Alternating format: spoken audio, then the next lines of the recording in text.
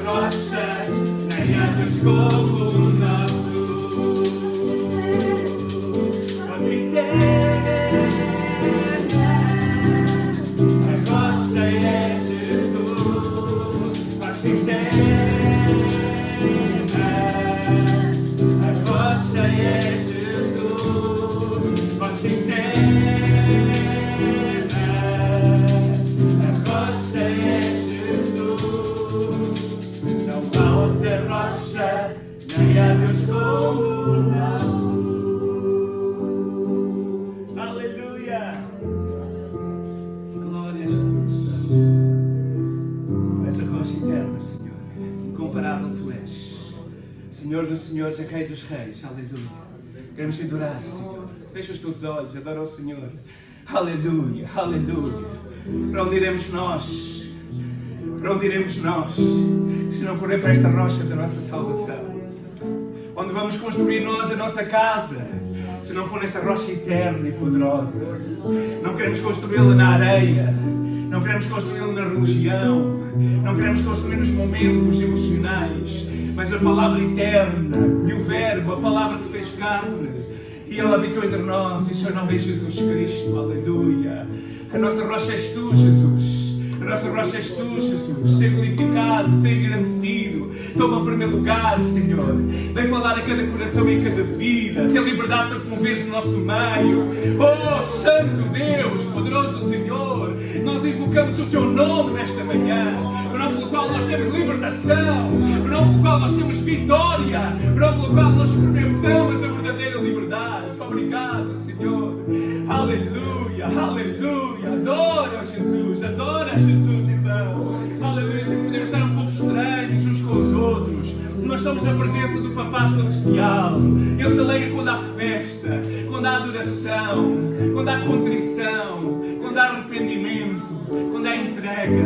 É isso que nós fazemos. Entraste neste lugar preocupado, entraste neste lugar carregada, entraste neste lugar cheio de preocupações. Confia no Senhor. Ele diz: venham a mim, todos os que estão cansados. Venham a mim, diz Jesus, os que estão subcarregados, e eu vos aliviarei. Mas tomem o jugo de compromisso. Compromisso comigo, compromisso com a palavra. E aprendei de mim que sou manso e sou humilde de coração. Aprendemos de Jesus. Aprendemos de Jesus. Aleluia, aleluia, aleluia, aleluia. Glória ao teu nome, Jesus. Glória ao teu nome, Jesus.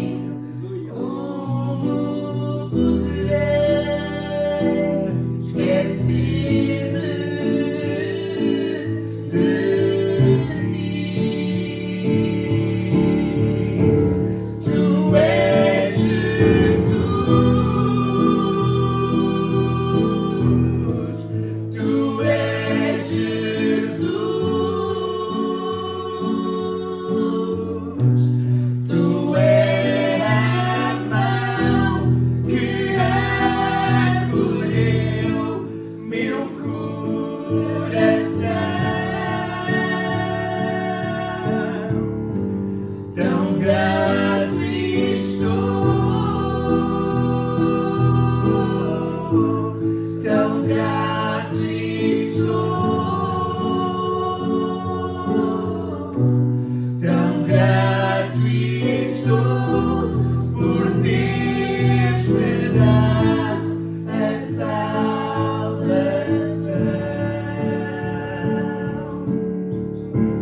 Tu és Jesus, tu és Jesus, tu és a mão que acolheu meu coração.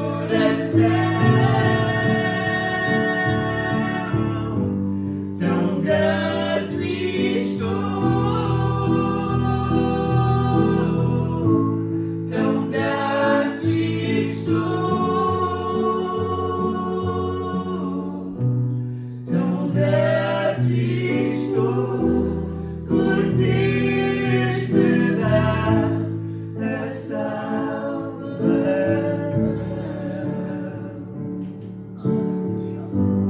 Tão grato estou por teres me dado a salvação.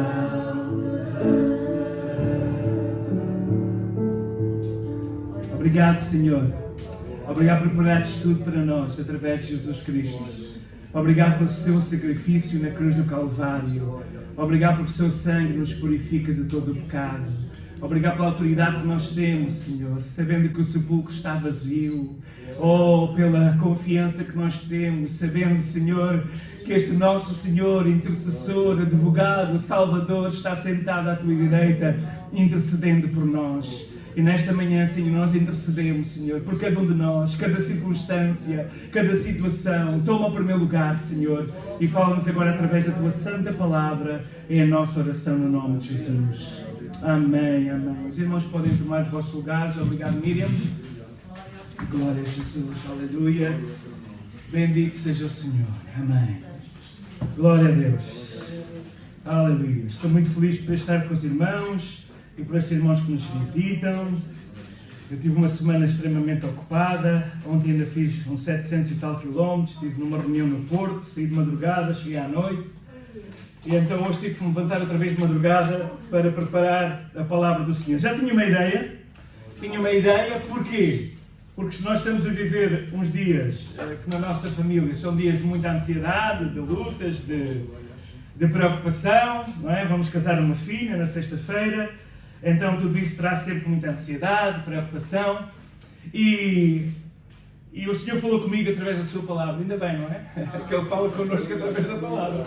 E eu vinha no carro, eu fui a viagem toda, fui sozinho, fui para cima, aquelas 3 horas e pouco a conduzir, e ouvi praticamente os salmos até o salmo 30. Eu ouvi os salmos todos, não dava para estar a ler, mas estava a ouvir. Então fui ouvir os salmos todos até o 30, e é muito interessante, claro, o salmo 23 fala sempre à nossa alma, o salmo 24, o salmo 19, o salmo 24, todos os salmos falam à nossa alma. Depois, à vinda para cá, comecei a ouvir o Novo Testamento, e então o Senhor foi falando à minha vida. E os irmãos sabem que nós ligamos a televisão, ligamos os meios de comunicação, a rádio, abrimos um jornal e nós vemos que existe uma grande preocupação por parte das famílias. E se calhar os irmãos estão aqui connosco, o irmão Bruno, nossa irmã Daisy, que têm filhos, também vivem com esta preocupação grande, porque é uma preocupação geral que está a acontecer. Quem tem principalmente famílias, um estudo da nossa Associação de Defesa do Consumidor, desde o primeiro trimestre de 2023, a DECO, o Gabinete de Aconselhamento e Proteção à Família, diz que 44% foi o custo de vida que aumentou para as famílias, ou melhor, 44% era a causa, o aumento do custo de vida era a causa das dificuldades financeiras que as famílias estão mergulhadas, enquanto em 2022 tinha sido apenas 24%, isto quase que duplicou este ano. O aumento do custo de vida, as rendas, a própria alimentação, que está pela hora complicada, não é? Então nós vivemos preocupados e vivemos ansiosos Preocupações, preocupações, preocupações. Quem não tem preocupações, se levanta a mão. Talvez os meninos não tenham. E se calhar nesta manhã nós vamos ver que precisamos voltar a ser meninos. Precisamos voltar a ser meninos. Porque os meninos normalmente não têm essa preocupação. Porquê? Porque sabem que o pai e a mãe vai prover. Não sabem como, mas sabem que eles vão fazer tudo o possível e às vezes até quase o impossível. Claro que o impossível é o Senhor que faz por nós. Para nós conseguirmos ser esses provedores. Então quem não tem ansiedade, quem não tem preocupações, precisamos mais do que força de vontade para vencer essa preocupação. Então a palavra que Deus colocou no meu coração é aqui para a Miriam, é para o irmão Bruno, para a irmã Daisy, para a nossa irmã também, que agora é para o irmão também que está aqui, para todos os irmãos que estão aqui, alguns, claro, que já estão a viver uma fase da vida onde têm a sua aposentadoria, mas mesmo assim ela não estica, né? O cheque não estica, e cada vez mais tem que se viver com uma vida mais cara, com a mesma dimensão de entrada financeira.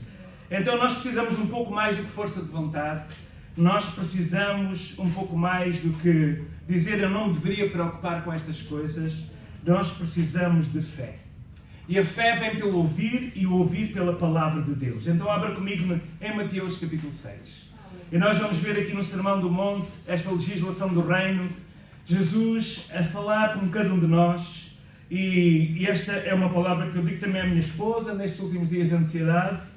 Então é para ti também, querida, é para mim, em primeiro lugar, é para todos nós. Mateus 6, 19.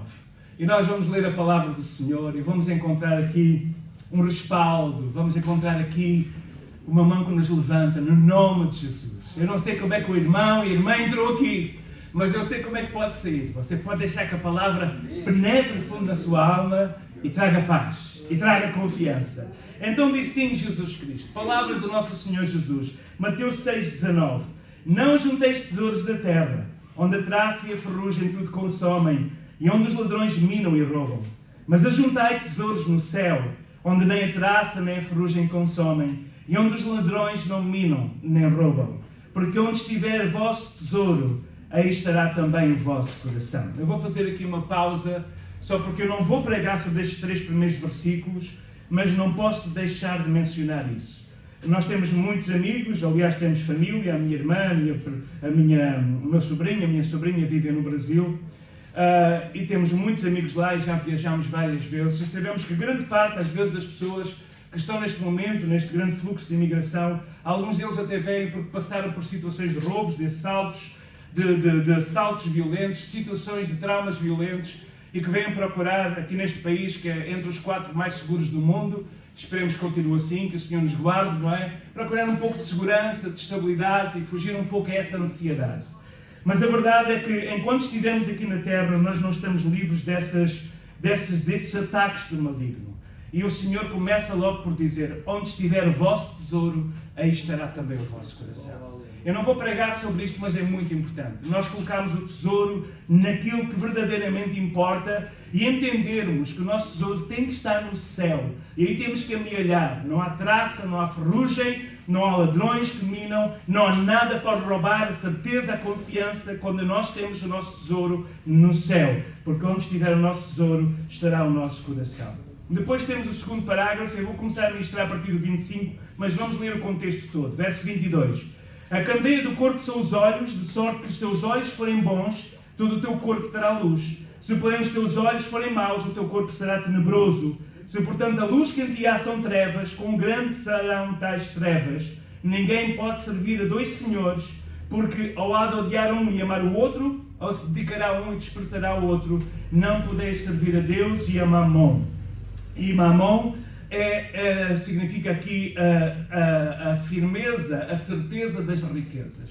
É um pouco mais do que o dinheiro, é como nós colocamos o nosso coração na certeza das riquezas. Ontem à noite estava a dar uma reportagem sobre um homem de família que perdeu tudo por causa do jogo online.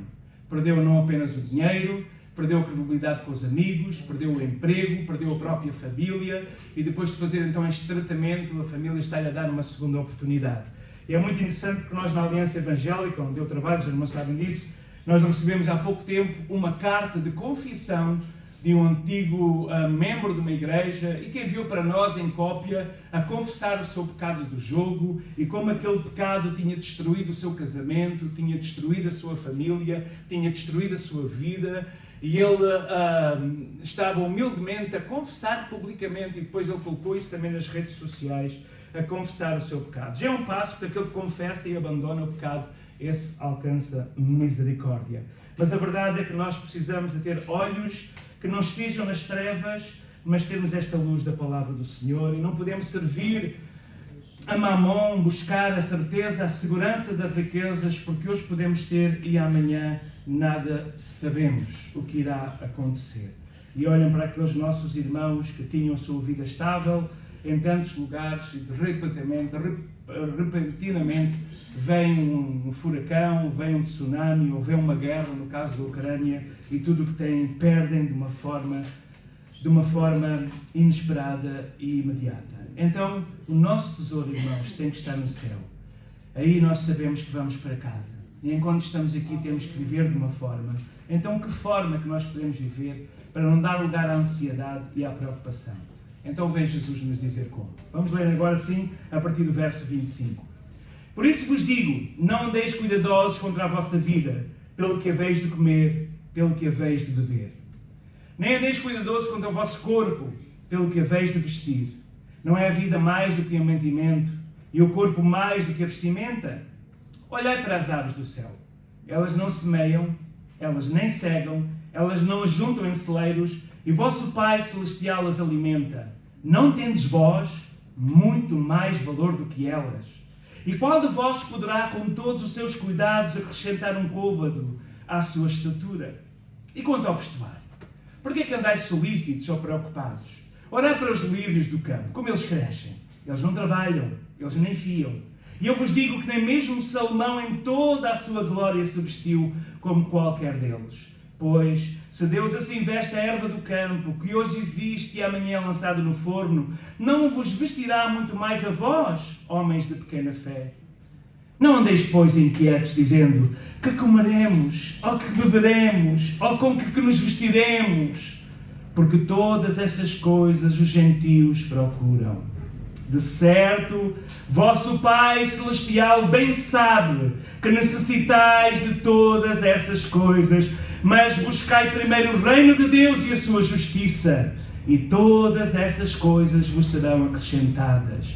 Não vos inquieteis, pois, pelo dia de amanhã, porque o dia de amanhã cuidará de si mesmo, basta a cada dia o seu mal. Aleluia. Este texto é bonito, mas é difícil de aplicar. É bonito, mas é difícil de aplicar. É difícil de aplicar quando o dinheiro que temos na carteira não dá para pagar o almoço ou o jantar de hoje mesmo à noite. É difícil de aplicar quando nós não sabemos como será o dia de amanhã. É difícil de aplicar dizer não andarmos ansiosos, não andarmos preocupados, é difícil de aplicar. Eu quero-vos dizer que foi durante esta madrugada que Deus me deu esta palavra. E eu creio que Deus deu-me esta palavra para irmãos aqui em especial que estão a passar por momentos de profunda ansiedade. Não andeis ansiosos. Claro que Jesus não nos está a proibir de estarmos em ansiedade.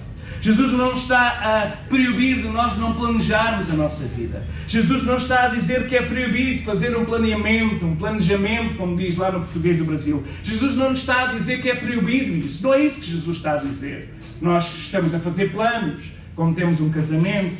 Nossa filha está a fazer planos, quando tem que construir a sua casa. Todos nós estamos a fazer planos, procurando um emprego e outras situações. Todos nós temos de fazer planos. Mas a forma com que nós vivemos o dia a dia vai manifestar a nossa dependência e confiança em Deus ou não dependência e não confiança em Deus. Então Jesus está-nos a dizer aqui. Claro que nós temos que nos preocupar principalmente com os nossos. Timóteo 5:8, o apóstolo Paulo diz na primeira carta: se alguém não tem cuidado dos seus, principalmente dos da sua família, negou a fé e é pior que um infiel. Portanto, ter cuidado dos nossos, da nossa família, é natural. E é cristão. É uma forma cristã de viver. Preocupar-nos principalmente com os da nossa família. Há muitos que aplicam aqui à família da fé. Será o segundo nível de família. Mas a família nuclear. E nós sabemos que o inimigo tem tanto destruído as famílias. Então, o que é que Jesus está aqui a dizer? Ele não está a falar de nós não podermos estar ansiosos. Mas Jesus está a dizer, não vivam dessa maneira. Tenham confiança em mim. Tenham esperança que Deus vai prover todas as vossas. Então, esta ansiedade, não é a ansiedade de um planeamento quanto ao futuro, de alugarmos, arrendarmos uma casa, de termos um trabalho. Não é essa preocupação. É a preocupação quanto ao presente, quanto às necessidades diárias. A vida é mais que o alimento de Jesus. A vida é mais do que a vestimenta de Jesus. Então, considerando a nossa própria vida, e começando pelo nosso corpo, quem é que nos deu o corpo?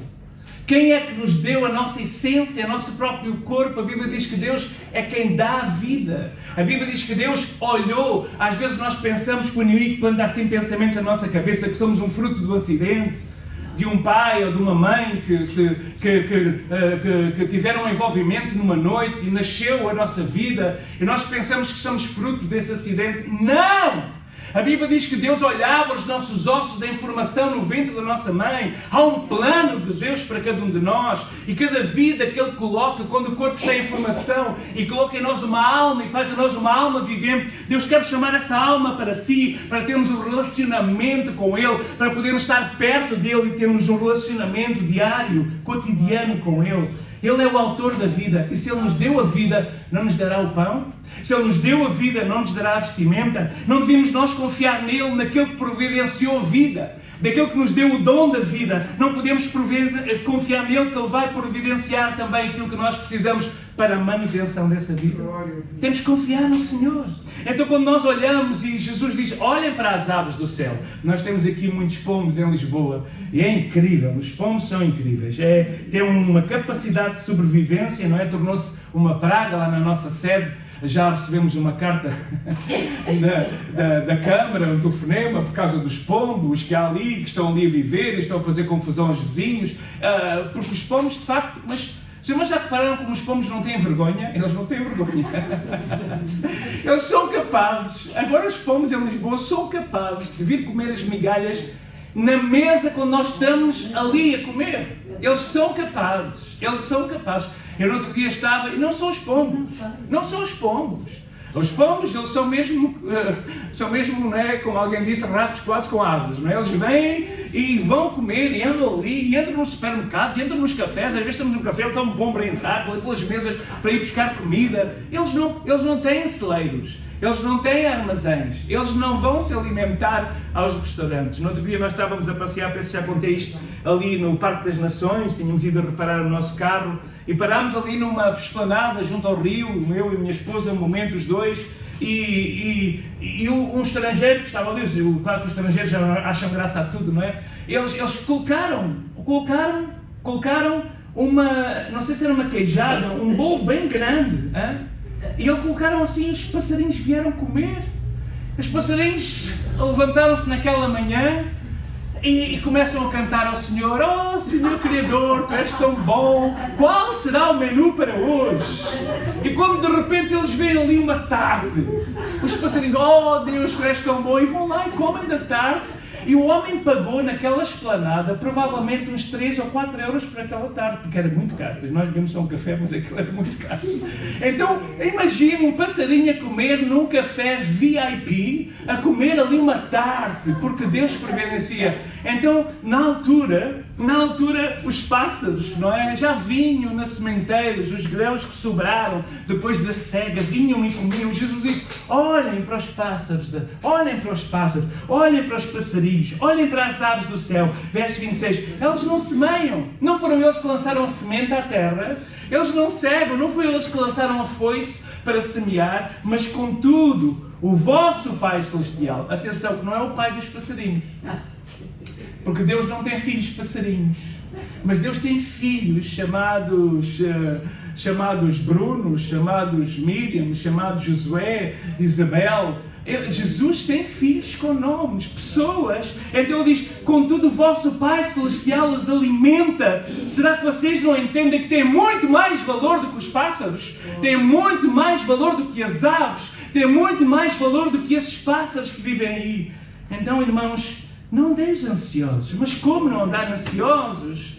Depois ele vai pegar no exemplo do mais magnífico dos reis hebreus, Salomão, que é considerado a personificação da sabedoria. Os lírios, que são acabados de mencionar aqui neste texto, eles surgem de uma forma natural. As flores do campo, os lírios do campo, não fala de lírios do jardim, porque esses são plantados, fala de lírios do campo, que crescem, não foram planeados, foi o vento que levou as sementes, foi os pássaros, se calhar, que levaram, foram, neste caso não, foi se calhar as abelhas que vão portanto, fecundar aquelas flores para se multiplicarem. Então, elas vestem-se de uma beleza, de uma cor inigualável. Qual moda francesa? Ninguém consegue igualar essa beleza das flores do campo. E o Senhor disse, se nem mesmo Salomão, o grande rei hebreu, com toda a sua glória, se vestiu como qualquer um deles, será que Deus não vos vai vestir a vós? E depois ele diz assim, homens e mulheres, aqui é o ser humano, homens de pouca fé.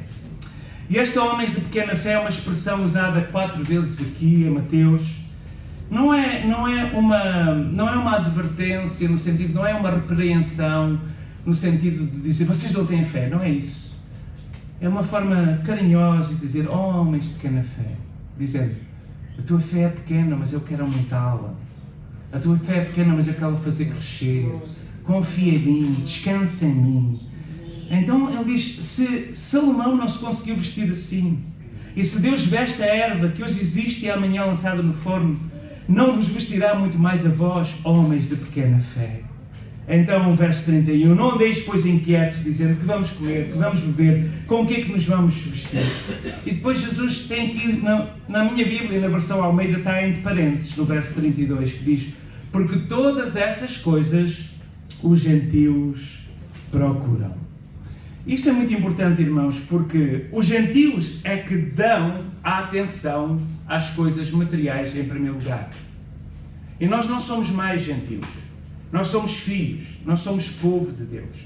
Os gentios vivem para comer, para vestir, para beber. Os gentios vivem para as coisas materiais, mas os filhos do reino, os habitantes do reino, os cidadãos do reino, aqui que Mateus 5 e 6 vem falar de 7, todo este sermão, cidadão do reino, vive e confia no Senhor. Não vive a olhar primeiramente para essas coisas, mas ele vai olhar primeiramente para o Senhor que provê todas essas coisas. Então nós vemos agora aqui uma transição e ele começa a mudar. No verso 32 começa a mudar e dizer, os gentios procuram essas coisas, mas de certo, de certeza absoluta, de certeza, eu tenho a certeza absoluta, e é Jesus quem está a dizer, é Jesus quem está a garantir que de certo o vosso Pai Celestial bem sabe que necessitais de todas essas coisas. O vosso Pai Celestial bem sabe.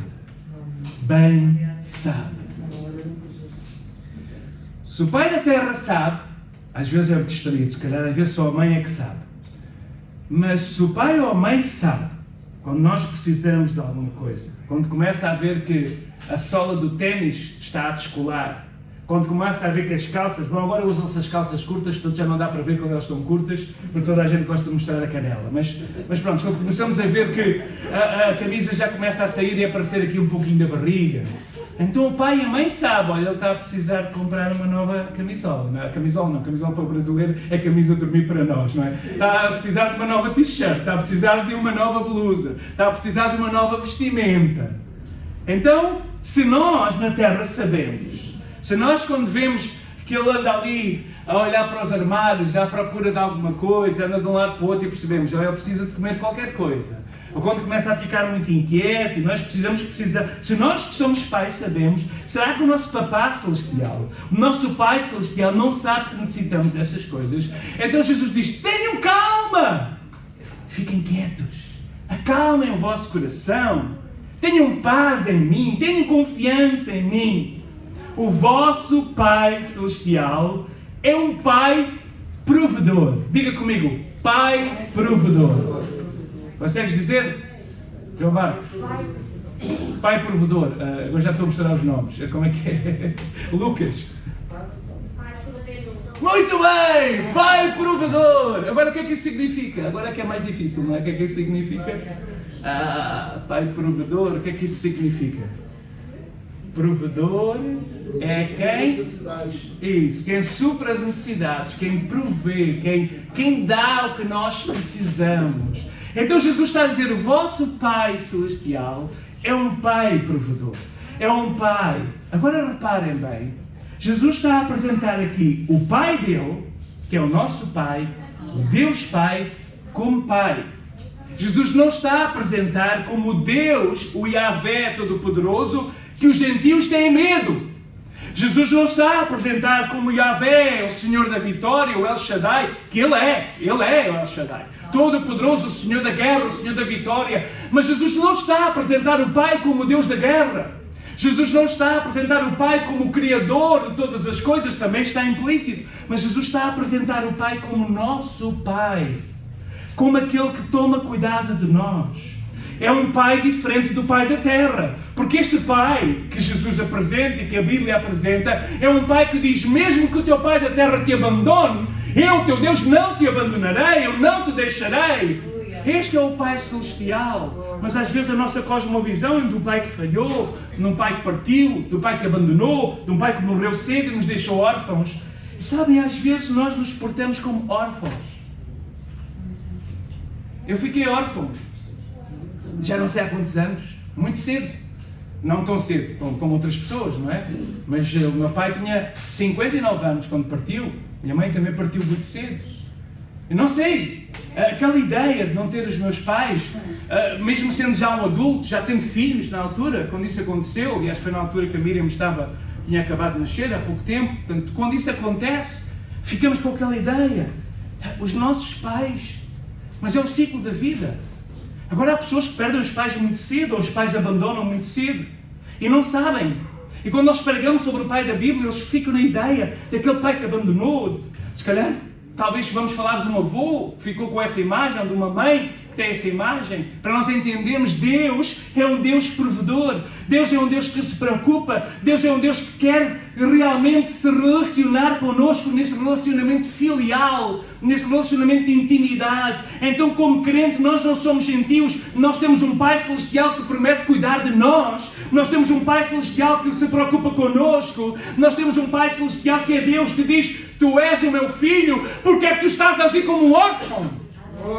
Tu és o meu filho, Deus, diz Deus, porque é que tu ages como um órfão? Se tu és meu filho, se eu vivo para sempre, se eu sou o Senhor da vida, não vivas como um órfão, não vivas como uma órfã, mas viva lembrando que temos um Pai Celestial que sabe que tu precisas de comer, que sabe que tu precisas de beber, que sabe que tu precisas de vestir, que sabe que tu precisas de uma casa, que sabe que tu precisas de um trabalho. Deus sabe, Deus é Pai, Deus sabe, Deus é um Pai provedor.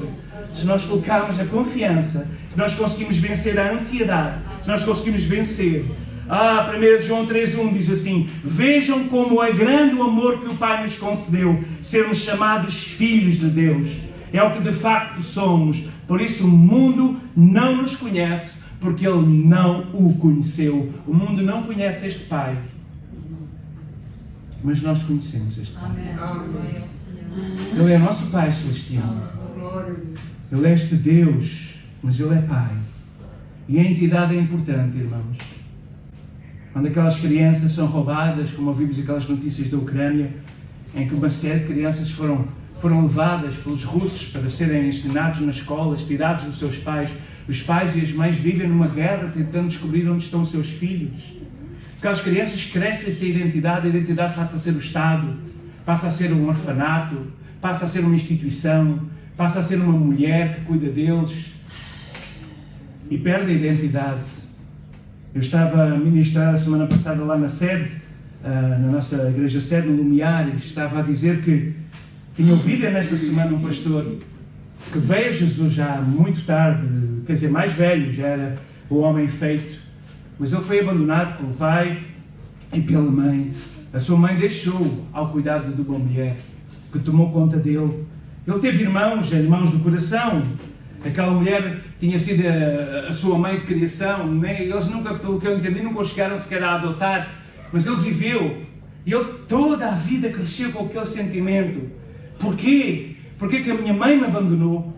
Porquê que o meu pai me abandonou? Porquê que ninguém da minha família quis saber de mim? E ele viveu essa crise de identidade, até que ele descobriu Jesus.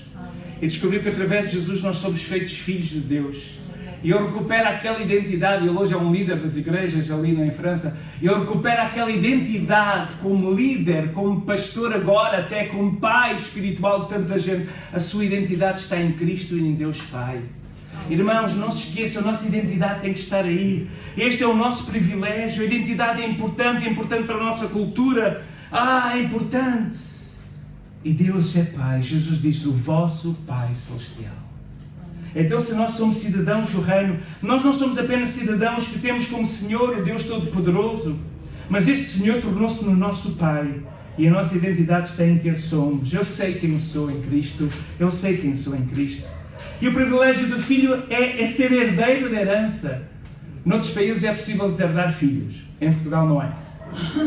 Por lei é impossível deserdar a filhos. Mesmo que o filho seja um mau caráter, só pode ser deserdado, penso que até uma percentagem. Há uma percentagem que pode ser dada no testamento, mas há uma parte que passa sempre.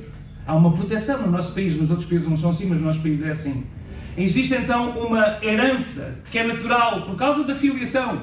Às vezes foi só por causa da semente, foi só por causa da concepção. A pessoa nunca quis saber se era do filho ou o filho não quis saber do pai. Mas por causa que foi provado que era pai, ele teve logo acesso direito a uma herança. Agora veja, a Bíblia está cheia de promessas, de heranças que nós temos por sermos filhos de Deus, filha de Deus. Então se nós filhos e filhos de Deus temos acesso a esta herança, oh, que bênção, que privilégio! Jesus disse, João 8,35, o escravo não fica para sempre. Nós chamamos Jesus de Senhor, Deus de Senhor. O escravo não fica para sempre em casa, mas Jesus diz em João 8,35, mas o filho fica para sempre em casa. E nós vamos habitar na casa celestial. Por isso, como nós já ontem estava a ouvir o Salmo 23, eu gosto tanto do Salmo 23, eu sou perdido pelo Salmo 23. É que o Salmo 23 é o percurso da vida que nós fazemos. O Senhor é meu pastor, nada me faltará. Pastor, provedor, cuidador, águas tranquilas, pastos verdejantes, refrigera, paz à alma. Mas há momentos em que nós passamos pelo vale, sombra e morte. Mas não tememos, porquê? Porque temos o cajado do pastor. Temos o cajado do pastor, temos a sua vara a nos fazer para aquela vereda estreita, escura, de sombra, de morte, mas ali não é o lugar para nós ficarmos, nós estamos de passagem, Ele nos conduz para aquela vereda estreita e nós vamos sendo conduzidos, e nós somos conduzidos aonde? À casa do Pai, à mesa posta, ao óleo da unção sobre a cabeça, onde nós vamos habitar por longos dias. Irmão, a nossa identidade em Deus é o nosso maior tesouro. Porque tudo o resto nós podemos herdar, mas vai ficar aqui. Tudo o resto nós podemos herdar, mas não vamos levar. Agora, as heranças espirituais eternas é um privilégio de sermos filhos. E o Senhor nos abençoa com este alto privilégio de sermos filhos de Deus. É por isso que o Espírito de Deus, que é o penhor que está em nós, o Espírito Santo, nos diz, como o apóstolo Paulo diz, que nós podemos dizer Abba, Abba, Abba Pai. E Abba significa papá, papai, não é como se diz no português do Brasil. Papai, papai querido, Abba, fala assim com o teu Pai. Não reclamamos com o teu Deus. Às vezes nós precisamos reclamar, tudo bem, Ele é poderoso. Às vezes vamos ali para o quarto, ou vamos para o banheiro, seja onde for, estamos sozinhos, ou vamos para o bonde de madrugada, e nós estamos, oh Deus, mas porquê esta situação? Deus, eu já não sei mais o que fazer, e nós choramos com Deus. Mas o Espírito Santo vai nos lembrar, Ele é um Deus poderoso, mas Ele é Pai. Então o Espírito Santo diz, trata por papá. Então nós dizemos, oh Abba, Abba, Abba, Abba, tem misericórdia de mim, papá. Tem misericórdia de mim. Qual é o pai quando houve um Abba? Quando houve um papai que não se destrói por dentro, que não se derrama por dentro e não vai acolher, e não vai resolver, e não vai fazer milagre. para acontecer e para prover a tua vida. A nossa confiança, a nossa identidade, a nossa certeza de quem somos, segura-nos. E esta herança é certa e segura. Então o primeiro passo é reconheça Deus como Pai. Segundo, conhecer Deus como Pai é o primeiro. Segundo, coloque Deus em primeiro lugar. Está aqui implícito no texto. Em primeiro lugar. Não guarde Deus para o fim da sua lista. Não coloque em primeiro lugar procurar isto, procurar aquilo. Não coloque em primeiro lugar ver o feed do Instagram ou o watch do Face, ou seja o que for. Não coloque em primeiro lugar falar com os seus amigos ou falar com outra coisa. Coloque em primeiro lugar. Coloque Deus em primeiro lugar. Experimente colocar Deus em primeiro lugar. Quando nós puxamos Deus para o primeiro lugar, nós puxamos aquele que é a fonte da provisão para o primeiro plano da nossa vida. Não deu a Deus o resto. Às vezes nós damos a Deus o resto. Às vezes eu dou a Deus o resto. Quando Deus deixa de ser o centro da nossa vida, não interessa quão bom aquilo que está agora no centro da nossa vida é, seja uma pessoa, seja uma coisa. Mas quando Deus deixa de ser o centro da nossa vida, começa tudo a falhar. Agora, quando Deus é o centro da nossa vida, Ele é a fonte de provisão, Ele é a fonte de amor, Ele é a fonte de paz, Ele é a fonte de relacionamentos, Ele é a fonte de tudo o que é bom. Agora, quando nós colocamos uma pessoa, por muito boa que ela seja, no centro da nossa vida, e a nossa vida está em função dessa pessoa, ou em função dessa carreira, ou em função dessa coisa, por muito bom que seja, não é perfeito, e vai falhar, e vai errar, e vai desiludir, e vai magoar, e vai partir o nosso coração. Então nós precisamos puxar Deus para o centro. Coloque Deus em primeiro lugar. Buscar em primeiro lugar o reino de Deus. É das frases mais conhecidas da Bíblia. É das frases mais impactantes. E isto é pregado muitas vezes e as pessoas pensam que tem a ver com carteira. Não tem a ver com carteira. Buscar primeiro o reino de Deus não tem a ver com carteira. Não tem a ver com ofertas, tem a ver com entrega, tem a ver com devoção, tem a ver com prioridades, tem a ver com a nossa vida, com o nosso relacionamento. Colocamos Deus em primeiro lugar, sim, pode-se manifestar também, claro. Trazer em primeiro lugar os dízimos, como nós fazemos, é a obediência à palavra do Senhor. Mas não é esse o centro é a nossa entrega, a nossa devoção. A Bíblia diz colocar em primeiro lugar. Significa acima de todas as coisas, acima das preocupações da vida. O cristão deve buscar o reino de Deus, o cristão deve buscar a sua justiça.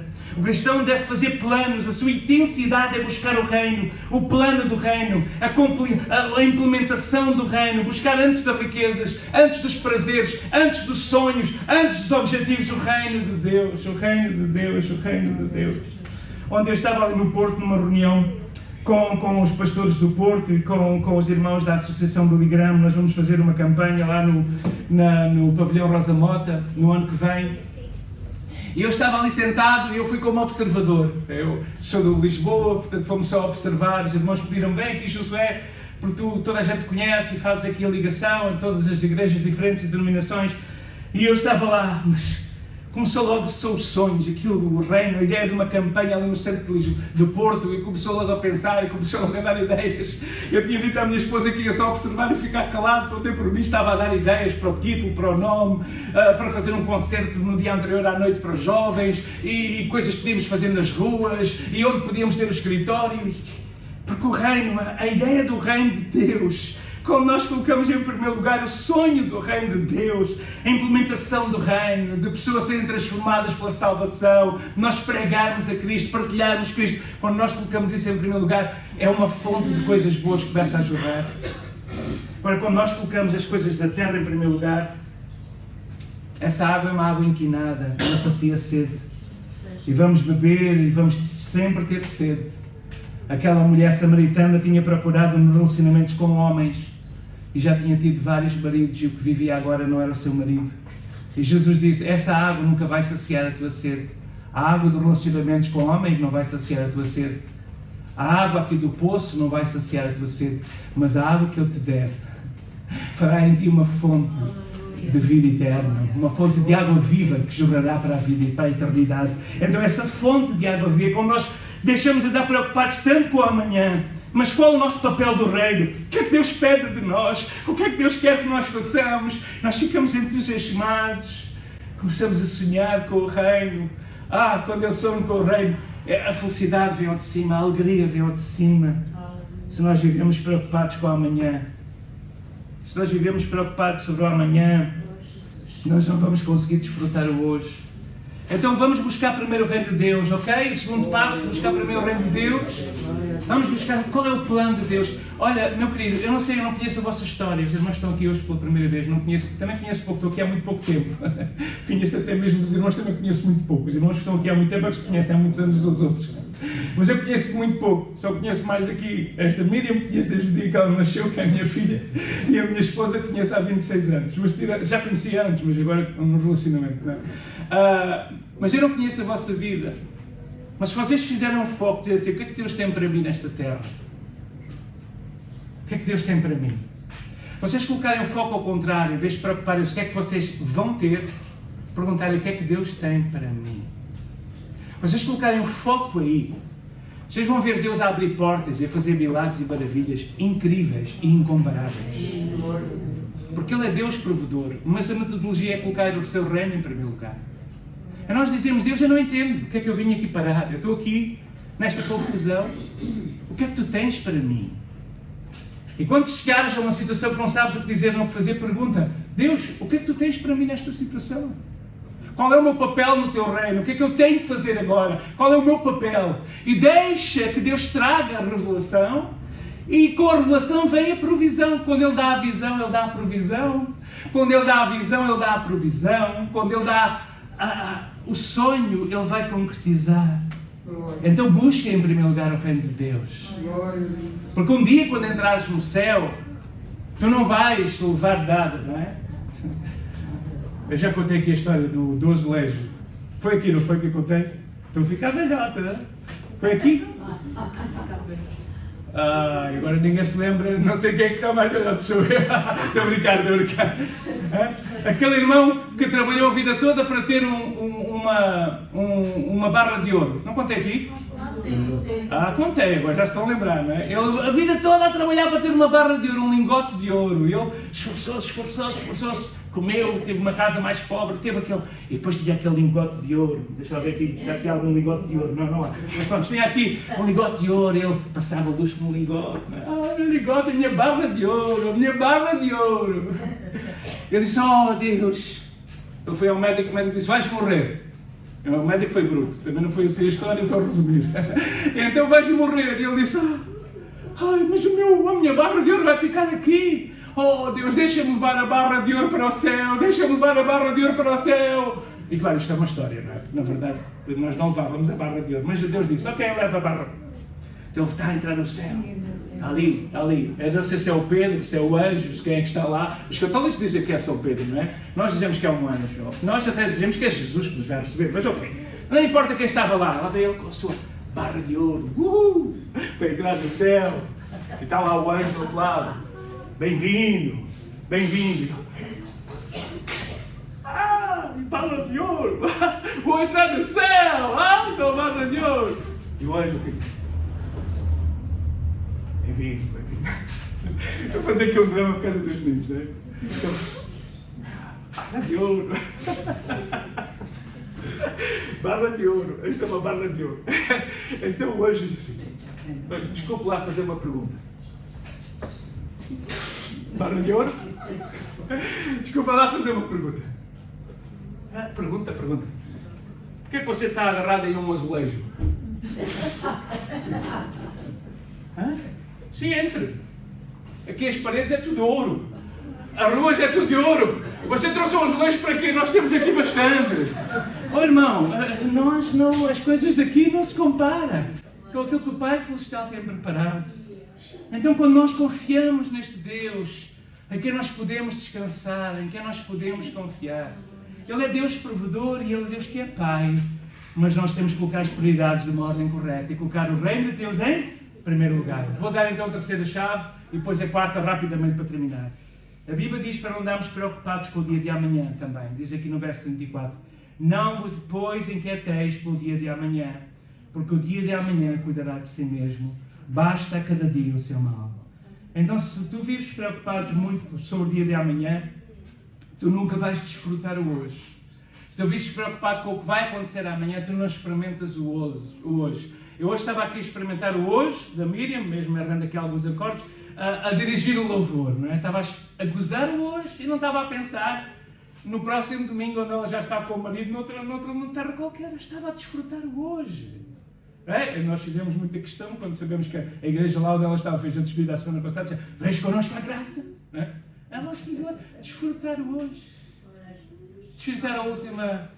Eu agora tiro muitas fotografias com ela, desfrutar o último momento dela. Até parece que ela vai partir por uma casa estranha. Então eu estava a dizer à minha mulher que ela estava preocupada porque o armário lá no instituto só dá para aí um 20º das roupas que ela tem. Então estava preocupada e digo assim, mas a gente vai tirar a chave de casa. Ela continua com a chave de casa. Pode sempre vir buscar alguma coisa que faça falta, porque vai ter sempre acesso à casa dos pais. Mas temos que desfrutar o hoje. Nós ficamos preocupados, e depois amanhã, e depois do amanhã, e depois da cerimónia, e depois, e andamos amargurados e tristes e azedados, em vez de desfrutarmos o hoje, e gozarmos e desfrutarmos do hoje. E temos prazer nisso. Não vos inquieteis pelo dia de amanhã. Se vives preocupado com o amanhã, não vais desfrutar do hoje. Vais perder as bênçãos que Deus tem para hoje. É bom planear o amanhã, mas melhor é viver o hoje. Viver o hoje com o Senhor. Se vivemos preocupados com o amanhã, vamos desperdiçar o hoje. Se vivemos preocupados com o amanhã, revelamos falta de confiança no Pai. Porque o amanhã a Deus pertence, não é como diz o ditado? O amanhã a Deus pertence. Então se pertence a Deus, para que é que nós vamos estar preocupados com o amanhã? O amanhã pertence a Deus. Preocupa-te em viver. Uma criança não vai pensar, deixa-me ver, o que é que a minha mamã amanhã vai pôr na mochila para o lanche? A criança não pensa nisso. A criança sabe que vai chegar lá outro dia, também não esquece, vai estar lá o lanche, não é? Ela não vive preocupada com o amanhã. Eu acho que nós precisamos de voltar a ser crianças e a confiar no nosso Papá Celestial. Senhor, olha, eu não sei o amanhã, eu não sei o que é que tu tens para mim, mas tu és o meu Pai, eu vou procurar o teu reino. Então, coloque as suas vidas na sua vida na mão do Senhor. Se queremos passar de sofrer de antecipação, se queremos parar de sofrer de angústia, de inquietação contra o amanhã, entrega o controle da nossa vida, decisões e escolhas a Deus.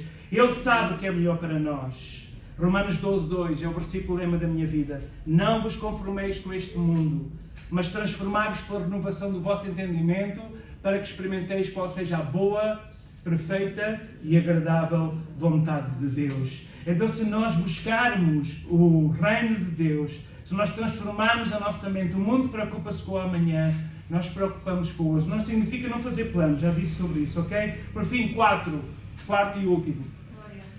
Lançando sobre ele a vossa ansiedade, 1 Pedro 5:7, porque ele tem cuidado de vós.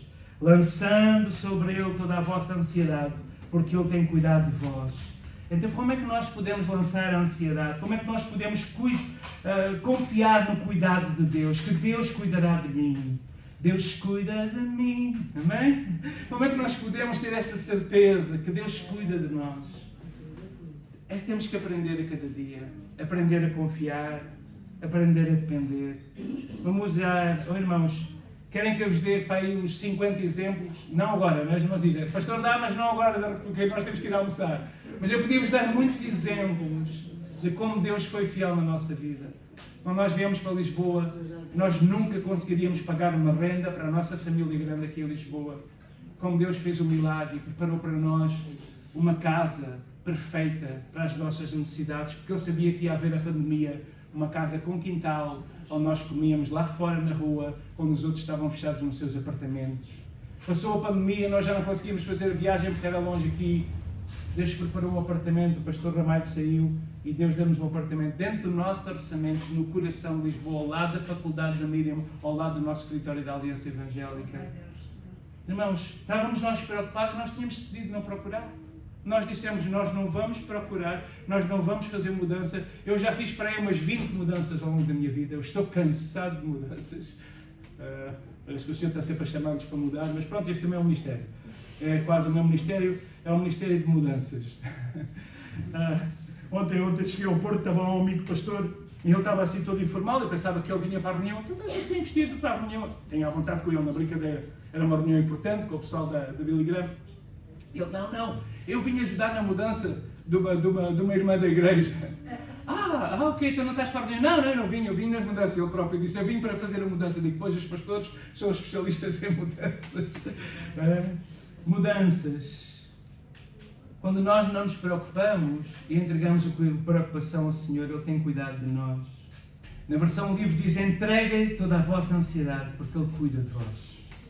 Na versão da Bíblia para Todos, diz assim, confiem todos os vossos problemas, porque Ele se preocupa convosco. Ele se preocupa comigo. Deus se preocupa comigo. Eu vou-lhe entregar a minha ansiedade. Eu vou memorizar estas promessas da Bíblia, porque eu sei que estou coberto com estas promessas eternas. E outra forma de nós confiarmos no poder de Deus é orar, é partilhar com Ele todas as nossas ansiedades em oração, é levar-me sobre Ele. Jesus disse, venham a mim, todos os que estão cansados e subcarregados, e eu vos ouvirei. Qual é o resultado de fazermos estes 4 passos? Primeiro, recordando, conhecer Deus, conhecê-lo e reconhecê-lo como Pai, o Pai provedor. Segundo, colocar Deus em primeiro lugar em todas as áreas da nossa vida. Terceiro, viver um dia de cada vez. E quarto, confiar no cuidado de Deus. Confie nele. Confiança é entrega. Confiança é renúncia. É a disposição para seguir sem medo, sem reservas. Confiança. Eu lembro-me que às vezes eu também era mais jovem e os meus filhos pequeninos, eu gostava de fazer isso, não é? Eles estavam assim em cima de uma escada, diz, salta, salta! E os miúdos não hesitavam, saltavam. Estava ali o pai segura, salta! Eu ouvia, olhava para o pai, o nosso pai era muito desconfiado, mas outro também, eu entregava-se logo, não é? E saltava. Mas ele confia em Deus. Talvez estás a saltar para um desconhecido, mas Deus está lá, com os braços, confia nele. Confia, entrega o teu caminho ao Senhor. Confia nele e Ele tudo fará. Buscai o reino de Deus em primeiro lugar. Então, quando nós ouvimos esta palavra, encontramos esta fé e esta confiança. E nós vamos declarar nesta manhã, em oração, Senhor, eu entrego a Ti. Entrego o meu passado, o meu presente, entrego o meu futuro. Tudo eu entrego a Ti. Não interessa se falharmos no passado, não interessa se errarmos no passado, não interessa se estamos no presente a dizer, Senhor, eu não quero mais viver como vivi no passado. Eu não quero mais viver, Senhor. Ajuda-me só a colocar em ordem esta confusão da minha vida agora, Senhor. Mas eu quero confiar em Ti hoje e quero confiar em Ti o amanhã. Eu entrego-te a minha vida, eu entrego-te os meus dias, eu entrego o meu caminho, eu entrego tudo o que sou, tudo o que tenho a Ti entrego, Senhor. Recebe no nome de Jesus. Pai, Senhor, Tu conheces cada coração dos filhas e filhos Teus, Senhor, que estão diante de Ti. Às vezes nós esquecemos este Pai que nós temos, este Pai que Tu és, este Pai maravilhoso, este Pai cuidadoso, este Pai precioso. Obrigado, Senhor. E obrigado por nos trouxeste aqui nesta manhã à Tua casa, para ouvirmos a Tua palavra. Senhor, traz paz ao nosso coração, traz confiança à nossa vida, ajuda-nos a viver como Jesus viveu. Ele chamou os seus discípulos a não se preocuparem, a nem sequer levarem 2 túnicas, mas a irem em confiança, que as portas se iam abrir, que a mesa ia ser colocada, que o pão não faltaria. Não se preocupem, porque Deus cuidará. Ó Senhor, ajuda-nos a fazer disso a nosso mote de vida. Senhor, assim a nos esforçarmos, a procurarmos, a batermos, porque sabemos também que a Tua palavra diz, batei, abrir-se-vos-á, buscai e encontrareis. Sim, temos que fazer alguma coisa e queremos fazê-lo, buscar um trabalho, buscar alguma coisa, mas não vivemos mortos por ansiedade, esmagados por ansiedade, esmagados por preocupação. Ajuda-nos a confiar inteiramente em Ti, a entregar o nosso coração inteiramente em Ti e a descansar em Ti. Assim nós oramos no nome de Jesus e para a Tua glória. Amém. Aleluia. Aleluia. Vamos chegar em pé. Vamos apenas cantar ainda um cântico de adoração ao Senhor. E vamos entregar tudo o que somos, tudo o que temos a Ele. Aleluia. Ele está no controle de todas as coisas. Ele está no controle de todas as coisas. Cada vez que a minha fé é provada, Tu me dás a chance de crescer um pouco mais. As montanhas e vales, desertos e mares que atravesso eu vão para perto de Ti. As tribulações não são